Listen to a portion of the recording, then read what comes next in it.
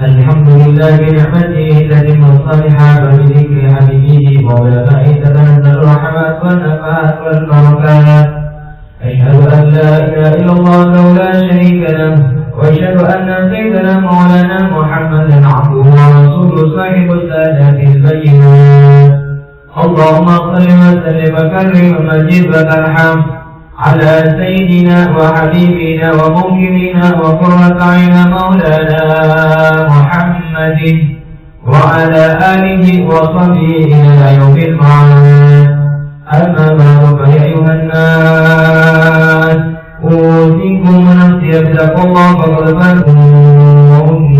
اتقوا الله اتقوا الله اتقوا الله حق تقاته ولا تموتن إلا وأنتم مسلمون. اعلموا أن الله تعالى في محكم تنزيله أعوذ بالله من الشيطان الرجيم. بسم الله الرحمن الرحيم. يا أيها الذين آمنوا لا تلهكم أموالكم ولا أولادكم عن ذكر الله ومن يفعل ذلك فأولئك هم الخاسرون. وقال النبي صلى الله عليه وسلم اتق الله حيثما كنت واتبع السيئة الحسنة تمحها للناس بالخلق الحسن. صدق الله العظيم وصدق النبي الكريم ونحن على ذلك من الشاهدين والشاكرين. رب اشرح لي صدري ويسر لي امري واحلل عقدة من لساني يفقهوا قولي وسدد لساني واهد قلبي بحق سيدنا محمد صلى الله عليه وسلم. معاشر الحاضرين jamaah Jumat rahimahumullah. Kita diberikan kenikmatan demi kenikmatan oleh Allah Subhanahu wa taala. Tiada henti-hentinya kita diberikan diwujudkan oleh Allah Subhanahu wa taala dengan segala kenikmatan demi kenikmatan tersebut hingga kita tidak mampu berapa nikmat yang telah diberikan oleh Allah Subhanahu wa taala kepada kita. Mulai daripada ujung rambut kita hingga ujung jari jemari kaki kita, semuanya diberikan oleh Allah Subhanahu wa taala. Dia lakukan agar kita sebagai hamba Allah Subhanahu wa taala agar ingat kepada Allah Subhanahu wa taala bahwasannya semuanya yang kita miliki nantinya akan kembali kepada Allah Subhanahu wa taala. Semuanya adalah titipan dari Allah Subhanahu wa taala. Oleh sebab itu, ma'asyiral hadirin rahimakumullah, langkah yang pertama adalah kita bersyukur kehadirat Allah Subhanahu wa taala, mensyukuri atas nikmat Allah Subhanahu wa taala, yakni dengan cara diimtithali awamirillah wa ijtinabun nawahi, melaksanakan apa saja yang telah diperintahkan oleh Allah Subhanahu wa taala dan menjauhi segala apa yang dilarang oleh Allah Subhanahu wa taala. Dengan meningkatkan ketakwaan tersebut, kita akan mendapatkan kemuliaan di dunia ataupun di akhirat nanti. Jadi harapan dan doa semoga kita dijadikan oleh Allah Subhanahu wa taala menjadi orang-orang yang senantiasa bersyukur kepada Allah Subhanahu wa taala. Hati kita selalu terbaut dengan Allah Subhanahu wa taala, langkah kita selalu terbaut dengan Allah Subhanahu wa taala. Dijaga keimanan kita dengan lantunan doa Allahumma ya muqallibal qulub tsabbit qulubana ala dinik, tsabbit qalbi ala dinik. Wahai yang membolak-balikan hati, kuatkanlah hatiku, tetapkanlah hatiku di dalam jalan yang kau ridhoi, jalan yang dari Allah Subhanahu wa Ta'ala. Ma'asyiral hadirin rahimakumullah, kenikmatan demi kenikmatan tersebut, terlebih dalam bulan ini kita diberikan kenikmatan oleh Allah Subhanahu wa Ta'ala banyak di sana sini.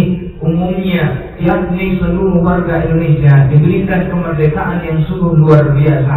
Akan tapi ma'asyiral hadirin rahimakumullah, jangan sampai lupa yang kita diberikan kemerdekaan selama 79 tahun ini kita gunakan dengan selalu mengingat kepada Allah Subhanahu wa Ta'ala. Kita perlu ingat bahwasanya dahulu para pejuang-pejuang kita, mereka semuanya mengorbankan nyawanya, harta bendanya untuk di jalannya Allah Subhanahu wa Ta'ala, untuk kemerdekaan daripada Republik Indonesia ini. Akan tapi ma'asyiral hadirin rahimakumullah, jangan sampai dengan kemerdekaan tersebut kita merayakan kemerdekaan tersebut kita campuri dengan hal-hal yang tidak diridhoi oleh Allah Subhanahu wa Ta'ala, yang dibenci oleh Allah Subhanahu wa Ta'ala. Kita terlena dengan kegembiraan tersebut, kita lupa dengan kesedihan darah daripada para pejuang-pejuang kita. Oleh sebab itu ma'asyiral hadirin rahimakumullah, doa kita untuk pejuang-pejuang kita, mereka semuanya semoga amal-amal kebaikannya diterima oleh Allah Subhanahu wa Ta'ala, segala kehilafan dimaafkan Allah Subhanahu wa Ta'ala, dan semoga mereka termasuk golongan orang-orang yang fisabilillah, dia di jalannya Allah Subhanahu wa Ta'ala, diberikan surganya Allah Subhanahu wa Ta'ala. Ma'asyiral hadirin rahimakumullah, lantas dengan cara apa agar kita menjadi orang-orang yang selalu mendapatkan kemerdekaan? Lantas jawabannya adalah baginda Rasulullah sallallahu alaihi wasallam telah bersabda, ittaqillaha haitsuma kunta wa atbi sayyi'atal hasanata tamhuha wa khaliqin nas bi khuluqin hasan. Yakni ketika kita dimanapun berada, maka jawabannya ittaqillaha haitsuma kunta, bertakwalah kalian kepada Allah Subhanahu wa Ta'ala dimanapun tempatnya, kapanpun berada, kapanpun waktunya. Kita senantiasa untuk selalu bertakwa kepada Allah Subhanahu wa Ta'ala. Kita dianjurkan untuk selalu ingat kepada Allah Subhanahu wa Ta'ala bahwasanya semua ini adalah karunia dari Allah Subhanahu wa Ta'ala, bentuk rahmat dari Allah Subhanahu wa Ta'ala. Maka ketika kita menempelkan di dalam hati kita untuk senantiasa ingat kepada Allah Subhanahu wa Ta'ala, takut akan Allah Subhanahu wa Ta'ala, maka kita akan mendapatkan kemerdekaan baik di dunia ataupun di akhirat nanti. Lantas yang kedua, ma'asyiral hadirin rahimakumullah, ketika orang tersebut telah melaksanakan ketakwaannya, ia telah menjaga ketakwaannya, maka yang kedua adalah wa khaliqin nas bi khuluqin hasan. Yang berikutnya adalah ittaqillaha haitsuma kunta wa atbi sayyi'atal hasanata, maka ikutilah perbuatan kejelekan kita ataupun kehilafan kita, maka segera tutupi dengan kebaikan-kebaikan kita. Ketika kita hilaf melaksanakan keburukan, baik itu disengaja ataupun tidak sengaja, maka segera mungkin untuk menutupinya dengan kebaikan, karena bisa jadi dengan kebaikan tersebut Allah Subhanahu wa Ta'ala akan menghapus daripada kesalahan-kesalahan kita, akan menghapus daripada noda-noda dosa kita, daripada kehilafan kita di hadapan Allah Subhanahu wa Ta'ala. Oleh sebab itu, janganlah kita berhenti untuk selalu menutupi daripada kejelekan-kejelekan kita, yakni dengan kebaikan-kebaikan kita, walaupun kebaikan sekecil apapun. Pada baginda Rasulullah SAW mengingatkan kepada kita, wala tahqiranna minal ma'rufi syai'an, janganlah kalian meremehkan daripada kebaikan sekecil apapun, karena bisa jadi dengan kebaikan yang sekecil tersebut akan menutupi ataupun menambal daripada kekurangan kita di hadapan Allah Subhanahu wa Ta'ala.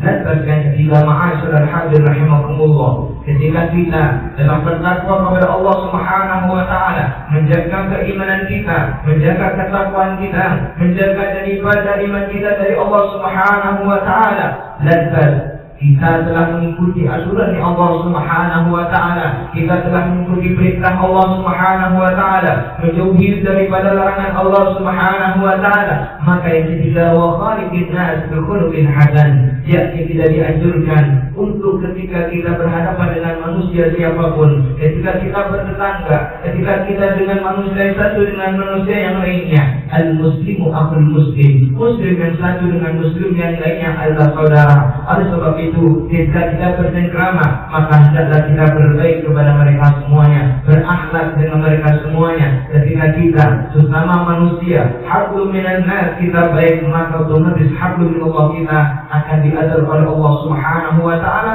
yakni akan menjadi baik di hadapan Allah Subhanahu wa taala.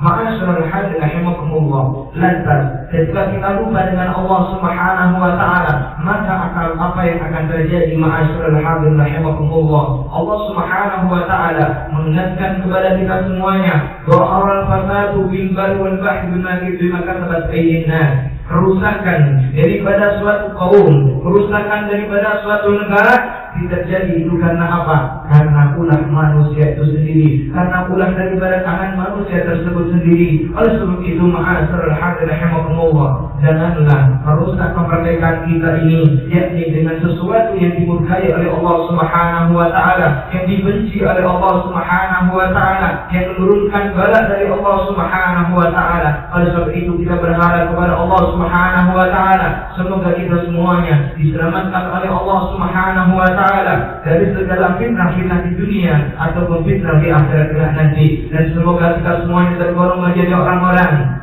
yang selalu bersyukur kepada Allah Subhanahu wa taala, selalu meningkatkan ketakwaan iman kita, selalu dijaga ketakwaan kita kepada Allah Subhanahu wa taala, dan semoga di penghujung akhir hayat kita diberikan akhir yang husnul khatimah bi qouli la ilaha illallah Muhammadur Rasulullah sallallahu alaihi wasallam. إذا أحسن الكلام وأبدل النظام كلام الله الملك العلام وبقوله يهتدي المهتدون. أعوذ بالله من الشيطان الرجيم. بسم الله الرحمن الرحيم. والعصر إن الإنسان في خسر إلا الذين آمنوا وعملوا الصالحات وتواصوا بالحق وتواصوا بالصبر. بارك الله لي ولكم في القرآن العظيم، ونفعنا ونفعني من الآيات والذكر الحكيم، وتقبل مني ومنكم تلاوته إنه هو الغفور الرحيم. غفور الذكر وارحم وأنت خير الراحمين. اللهم صل على سيدنا محمد وعلى آل سيدنا محمد.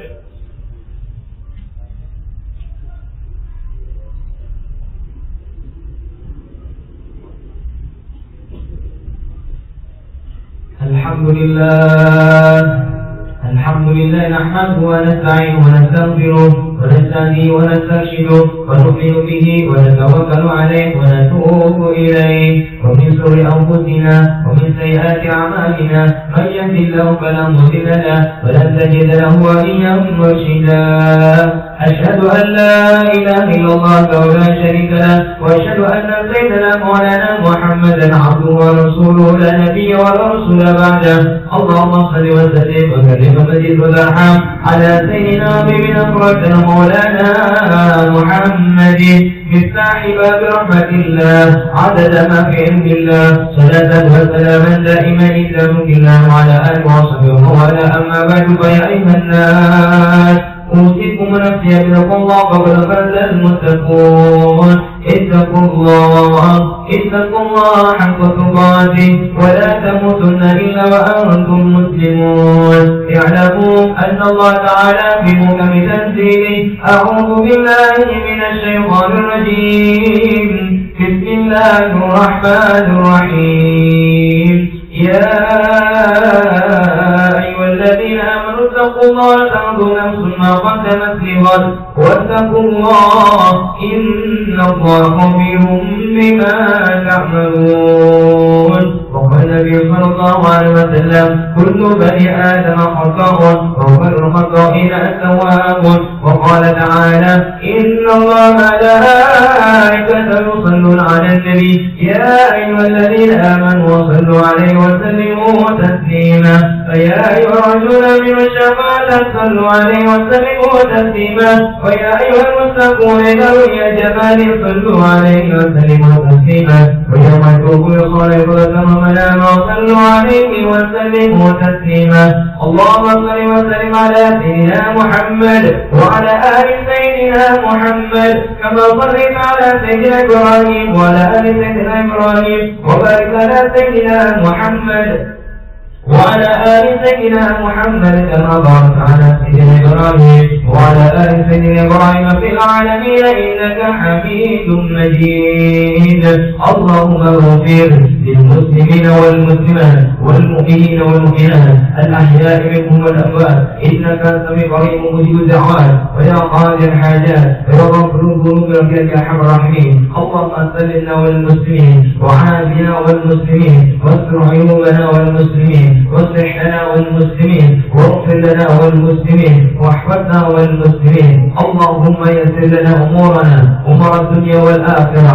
اللهم أنت ربنا لا إله إلا أنت خلقتنا ونحن عبدك ونحن على عهدك ووعدك ما استطعنا نعوذ بك من شر ما صنعنا. أبو لك بنعمتك علينا وأبو بذنبنا فاغفر لنا فإنه لا يغفر الذنوب إلا أنت. ربنا اغفر لنا ولوالدينا ربنا اغفر لنا ولوالدينا ربنا اغفر لنا ولوالدينا وارحمنا وارحمهما كما ربنا صغارا. ربنا آتنا في الدنيا حسنة وفي الآخرة حسنة وقنا عذاب النار وادخلنا الجنة مع الأبرار يا عزيز يا غفار يا رب العالمين. وصلى الله على سيدنا محمد وعلى آله وصحبه وسلم والحمد لله رب العالمين. عباد الله إنما يعرف من الرجال فإذا كنت من تشهد ومن كان يدل على مدة الحروف التي الله